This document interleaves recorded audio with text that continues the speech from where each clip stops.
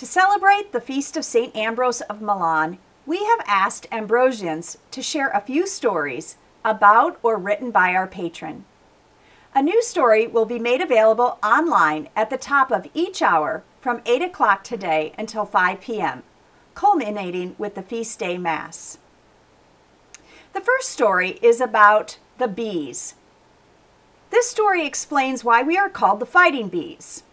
Ambrose was born in Trier, Germany in the year 349. In his biography of Ambrose, Paulinus tells us this anecdote about the baby Ambrose and the bees. It is meant to suggest the child's future as an orator whom the ancients referred to as honey-tongued. When his father Ambrose was administering the prefecture of the Gauls, Ambrose was born. The infant was placed in a cradle in the courtyard of the praetorium.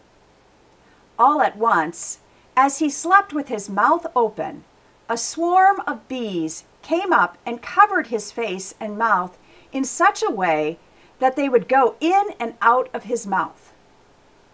His father, who was taking a walk nearby with Ambrose's mother and his daughter, prevented the nurse from driving them away, for she was concerned that they might hurt the infant.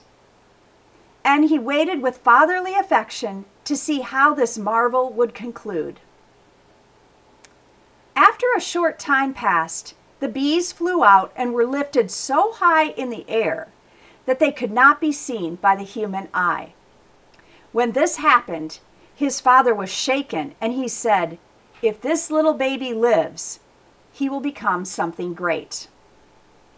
Even then, in his infancy, the Lord was at work in his servant, so that what had been said might be fulfilled.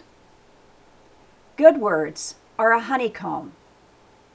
For that swarm of bees produced for us the honeycombs of Ambrose's writings, which would tell of heavenly gifts and raise the minds of human beings from earthly things to heaven.